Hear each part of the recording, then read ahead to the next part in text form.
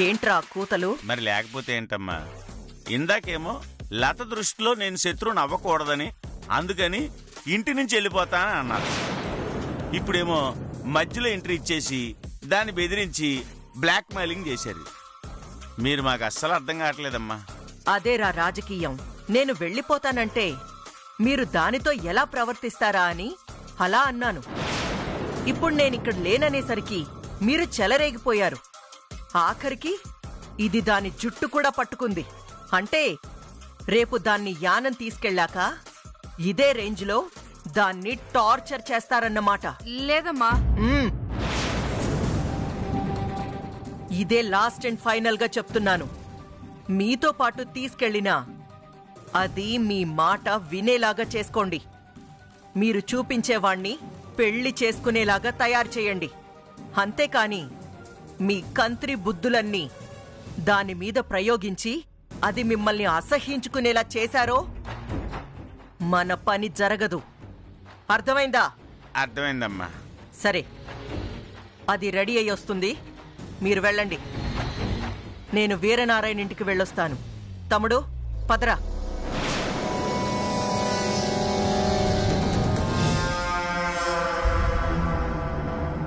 ఈ కాంతం ఏంటో ఎవరికి అర్థమై సావదు. ఇంకా చూస్తావే, పద.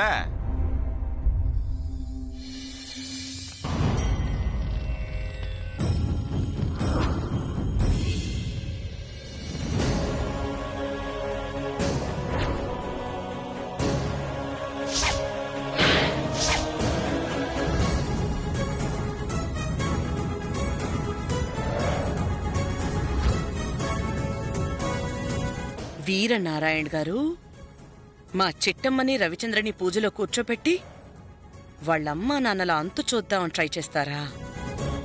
ఆ గది దగ్గరికి వెళ్లాలంటే ఈ భవానీని దాటుకుని వెళ్ళాలి. నేనుండగా కోకిలమ్మ కుటుంబం మీద ఈగ కూడా వాలనివ్వను.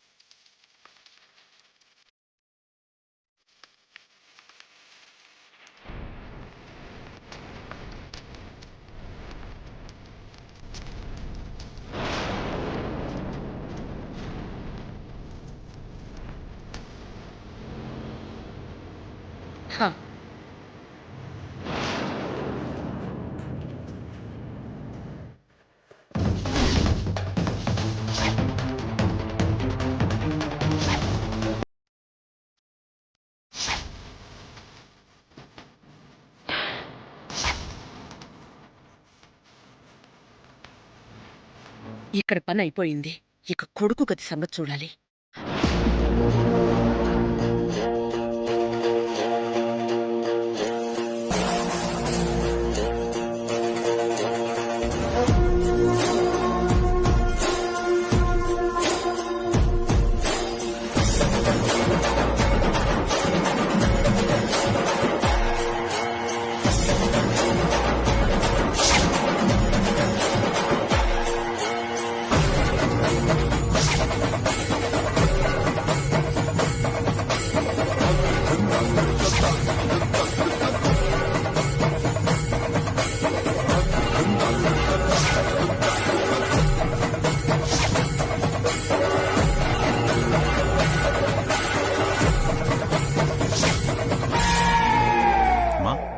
చార్జర్ అడిగిన భవానీ గారేరి ఇక్కడ లేరేంటి?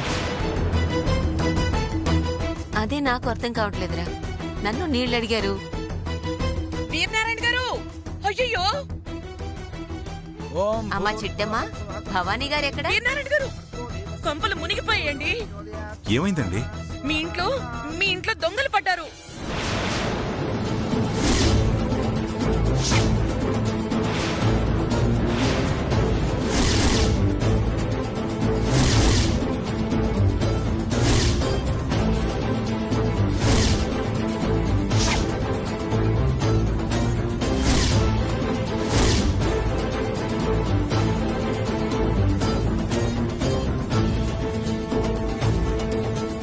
ఏం మాట్లాడుతున్నారండి? ఇంట్లో ఇంతమంది ఉండగా మా ఇంట్లో దొంగలు పడ్డారా? నా మాటనే అనుమానిస్తున్నారా? నిజమేలేండి. నిజాలు చెప్తే ఈ ప్రపంచంలో ఒక్కరు కూడా నమ్మరు. అదే అబద్ధం చెప్పండి, అరక్షణంలో నమ్మేస్తారు. ఒరే వీరనారాయణ, ఇంకా మాట్లాడరా, వెళ్ళి చూద్దాం పదా. పదమ్మా.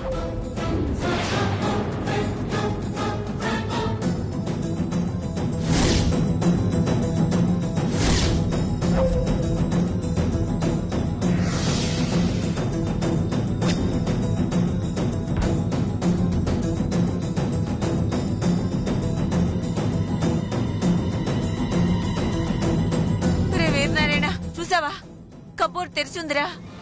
దొంగతనం చేయాలంటే కబోర్డ్ తెరవాలి కదా. ముందు ఏమేం పోయో చూడు.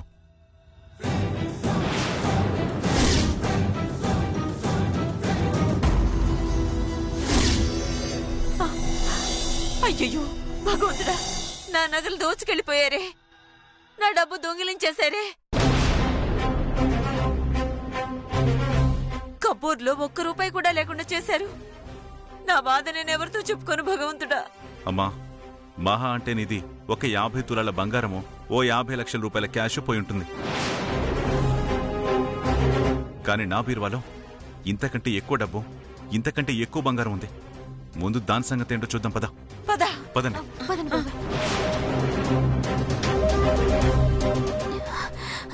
థాంక్స్ పిన్ని. పొరపాటును కూడా వాళ్ళకి నా మీద అనుమానం రాకూడదు.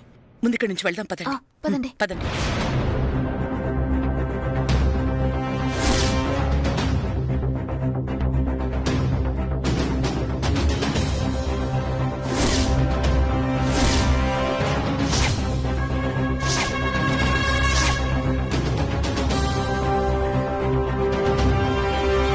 ఒరే వీరనారాయణ, ఈ గది కూడా సర్వనాశనం చేశారా? అంటే నీ బీర్వాలో కూడా డబ్బులు దోచుకెళ్ళి ఉంటారు. ముందు చూద్దామమ్మా.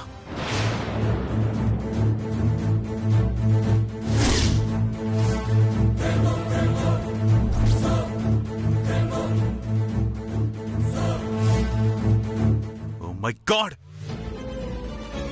నా దగ్గర ఉండాల్సిన డబ్బు నగలు మొత్తం దోచుకున్నారమ్మా. ఓరి భగవంతుడా, తిరుపతి వస్తానని మొక్కుకొని ఆలస్యం చేసినందుకు ఇలా నిలువు దోపిడీ తీసుకున్నావా స్వామి?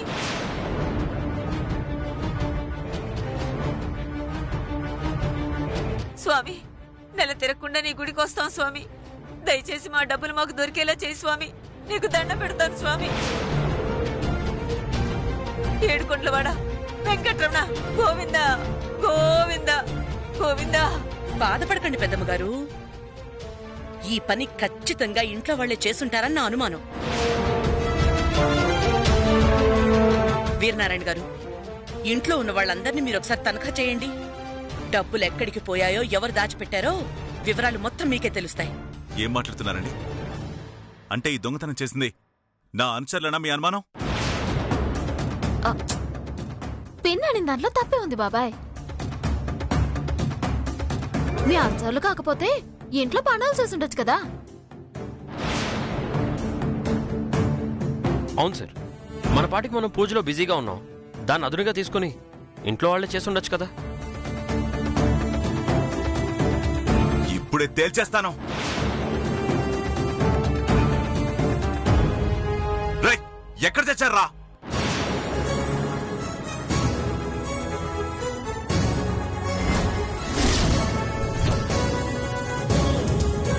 రేయ్, ఎక్కడ తెచ్చారా? బయటికి రండి. రేయ్, రారా. సార్ చెప్పండి సార్. లక్షల రూపాయల డబ్బు, లక్షల రూపాయల విలువ చేసే డబ్బు పోయిందిరా. ఇంటి బయట మీరున్నారు, ఇంటి లోపల మేమున్నాం. ఇంతమంది ఉండగా ఇంట్లోకి చొరబడే దమ్ము ధైర్యం ఎవరికి ఉండదో. సో ఇంటి దొంగలే ఈ నేరం చేశారన్న అనుమానం.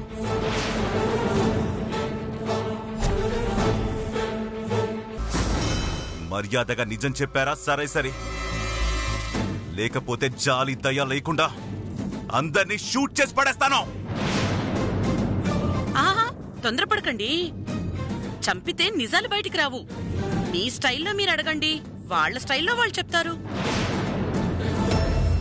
ఇవన్నీ కాదమ్మా. ఒరే వీరనారాయణ, మన ఇంట్లో ఎవరు దొంగతనం చేసినా మన ముందు నుంచే బయటికి వెళ్ళాలిరా. కానీ ఇంతవరకు ఎవరు బయటికెళ్ళిన దాఖలాలు లేవు. కాబట్టి ఇల్లంతా ఒకసారి వెతికితే డబ్బులు ఏమన్నా దొరకొచ్చనే నా నమ్మకం రా. అమ్మా, దొంగలు పడ్డాక నగలు డబ్బు ఇంట్లో ఎందుకు పెట్టి వెళ్తారమ్మా? దోచుకెళ్ళిపోతారు కానీ. నాను చెప్పిన దాంట్లో కూడా నాకు నిజం ఉందనిపిస్తుంది బాబాయ్. ఏమంటున్నావు అమ్మా? అవును బాబాయ్, ఇప్పుడు దొంగతనం చేసి ఆ డబ్బు నగలు ఎక్కడో దాచేసి సమయం దొరికాక వాటిని తమతో పాటు ఒట్టుకెళ్ళిపోవచ్చని ప్లానింగ్ చేసి ఉండొచ్చు కదా. అవును సార్, చిట్టమ్మ కరెక్ట్గానే చెప్తుంది. దొంగతనం చేసినంత మాత్రాన వెంటనే తమతో పట్టుకెళ్లాలని రూలేముంది? దొంగతనం చేసేసి ఏమూలో దాచేసి ఆ తర్వాత మీరంతా పడుకున్నాక ఏ రాత్రికో వచ్చి పట్టుకెళ్దామని ప్లాన్ చేసి ఉండొచ్చు కదా. కరెక్ట్గా చెప్పావు. విన్నారుగా, మా రవి చెప్పిన దాంట్లో కూడా ఎంతో కొంత నిజం ఉందనిపిస్తోంది. కాబట్టి ముందు మనం చెయ్యాల్సిన పని ఇల్లంతా వెతకడమే. ఏమంటారు? ఓకే, తలుపులేసేరా. అలాగే సార్.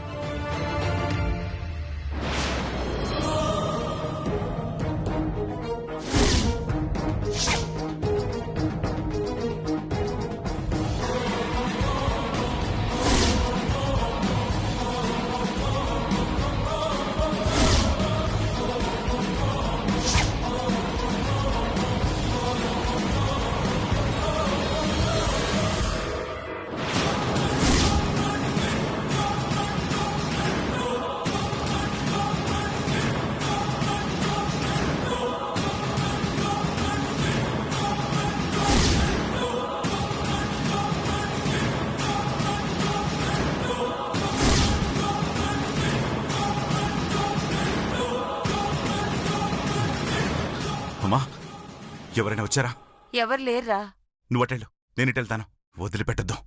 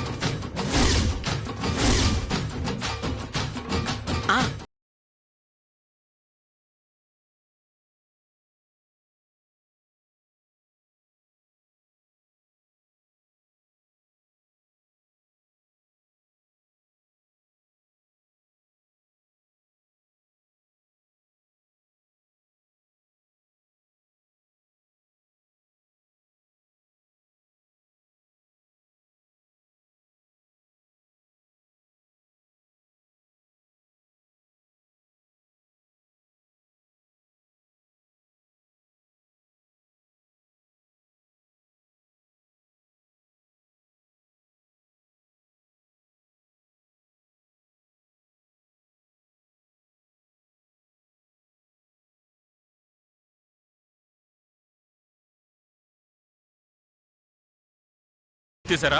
తీస్తే నువ్వు పారిపోదావనా? నేనెందుకు పారిపోతాను? నేనెందుకు తలుపు తీస్తాను? Okay madam.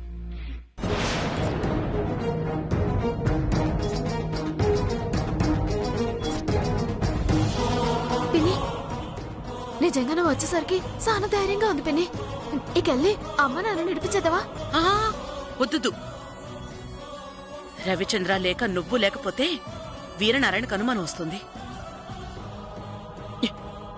టైం చూసి నేనే మీ అమ్మ నాన్నల్ని విడిపిస్తాను. అప్పటిదాకా మనం కూడా డబ్బు వెతుకుతున్నట్టు నాటకం ఆడదాం. అలాగే, పదండి. పద.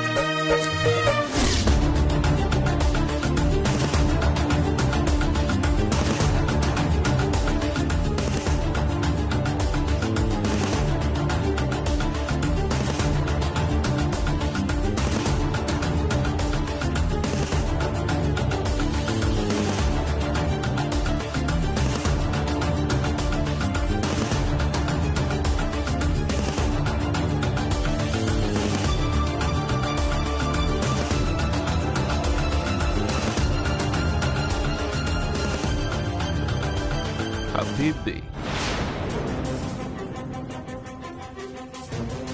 అమ్మ లత, వాటర్ బాటిల్ కాసింతున్నా ఫారిన్ బ్రాండ్ లాగా తలతల మెరిసిపోతున్నాం అమ్మా. ఇప్పటికే చాలా ఆలస్యమైంది, బయలుదేరదాం పదమ్మా. అవునమ్మా, నువ్వు ఈ చీర మారుస్తాను అనకపోతే ఈ పార్టీకి ఎయిర్పోర్ట్ లో ఉండేవాళ్ళం. వెళ్దాం పద. రండి వెళ్దాం.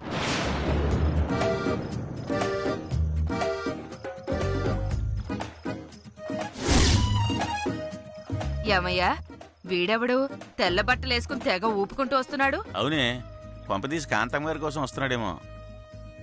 आधा बरसे పూరా బరిసే. ఇంతకీ మీరెవరండి? నాది పేరు భాషా మానిక్ ముత్తు నరసింహ హై. అదేం పేరండి? మీ వేషానికి మీ పేరుకి అసలు సంబంధమే లేదే. आपकी नाम क्या है? అంటే నీ పేరేంటని అడుగుతున్నాడే.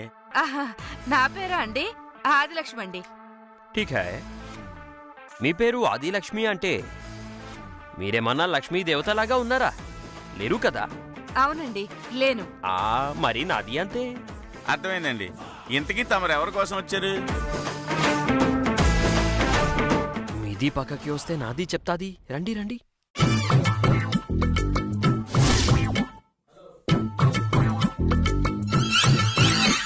నాది వచ్చింది నీది కోసం. మా కోసమా? అవును. మా కోసం ఎందుకు వచ్చారు? అసలు మా గురించి మీకెలా తెలుసు? విధిలో కుక్క హై బోల్కే నువ్వు చెప్పాలి క్యా? అవసరం లేదండి. బురదలో పంది హై బోల్కే ఎవరైనా చెప్పాలి క్యా? అవసరం లేదండి. ఎలుగు బంటికి జుట్టు ఉంటుందని, ఏప్రాసి ఏదోకు బెడ్డు ఉంటుందని స్పెషల్ గా చెప్పాలి క్యా? అక్కర్లేదనుకోండి. కాకపోతే మీరు మమ్మల్ని తిడుతున్నారో పొగుడుతున్నారో అర్థం కావట్లేదు. బుద్ధి, జ్ఞానం, సిగ్గు, లజ్జ ఉన్నవాళ్ళు ఎవరైనా మిమ్మల్ని పొగుడుతారు క్యా? అసలు పొగరరు అండి. నాది వెరీ క్లారిటీగా ఉంది. అసలు ఇంతకీ మీరు మా కోసం ఎందుకు వచ్చారు? ఏమీ లేదు ఆదిలక్ష్మిజీ, మాకు కత్తి లాంటి ఫిగరు కావాలి. అందుకే నాది మీకోసం వచ్చినది. అడ్డంగా బలిసిన ఆంబోతులని నా పెళ్ళాన్ని చూసి కత్తిలాంటి ఫిగర్ అన్నావంటే ఖచ్చితంగా నీ కలిపి పోయి ఉంటాయ్యా. ఎందుకైనా మంచిది మంచి కళ్ళ డాక్టర్ చూపించు. మీది నన్ను తప్పుగా అర్థం చేసుకున్నది అత్తిలిపతిజీ. నా పేరు అత్తుల పత్తి, గుత్తుల సుత్తి కాదు. నా పేరు గుత్తి గురునాథం. అదేనండి గుత్తి గురునాథం గారు. నాది ఉద్దేశం ఏమిటి అంటే మీది ఆవిడ కత్తి లాంటి ఫిగరు అని కాదు. మరి ఇదిగో మీ పక్కన నిలబడి ఉందే ఈ అమ్మాయి. ఈ అమ్మాయి కోసమే నాది వచ్చింది. ఈ అమ్మాయి గురించి మీకెలా తెలుసు? ఊరుకోండి జీ, మీది అమ్మాయి ఫోటో ముంబైకి పంపించినారా లేదా? పంపించాం. ఆ ఫోటో నట్వర్లాల్ మాకు పంపించింది. అది చూసిన వెంటనే మాకు మతి పోయింది. 10 లక్షలు పోయినా పర్వాలేదు, కానీ ఎటువంటి అమ్మాయి కావాలని నాది కోరుకుంది. నాది డిసైడింగ్ అయిపోయింది. అందుకే మీది ఊరికి నాది వచ్చినది. ఈ అమ్మాయికి గనక మాకు అమ్మావు అంటే మీది అడిగిన డబ్బులు నాకి ఇస్తాము. అన్నిసార్లు లాగితే నోట్లు చిరిగిపోతాయేమో సేటు. నా మాటిని ఆన్లైన్ లో పంపిస్తే బెటర్ ఏమో. నువ్వు నోర్మి. ఆ నట్వర్లాల్ మాకే కాంటాక్ట్ లో లేడు, నీకెలా కాంటాక్ట్ లోకి వచ్చాడు? యాలా, మీకు క్యాష్ కావాలా, ఇన్ఫర్మేషన్ కావాలా? సేపు పంటదానా, నువ్వు నోరు మీవే. ఈ బిజినెస్ నేను తెగొట్టేస్తాను. అప్పటిదాకా నువ్వు సైలెంట్గా ఉండు. ఇదిగో చూడు దుబాయ్ సేటు, ఈ అమ్మాయి వాల్యూ 2 కోట్లు. ఇస్తానంటే అమ్మాయికి మీకు ఇస్తాం, లేదంటే మోసుకుని పొండి. ఏం మాట్లాడుతున్నారు పెద్దనాన్న? నన్ను మీరు అమ్మేస్తారా? చూడమ్మా లత, ఇలాంటి పిచ్చివాదులు 1 కోటి మంది వచ్చినా నిన్ను నమ్మనమ్మా. ఊరికి వచ్చి వీడేదో పిచ్చి పిచ్చి వాగుడు వాగుతున్నాడని వాడి నోరు మూయించడానికే ఇలా మాట్లాడుతున్నానంతే. చెప్పు సేటు, 2 కోట్లు ఇస్తావా, మూసుకుని వెళ్తావా? 150. మీది డీల్ కి నాది ఓకే చెప్తున్నది.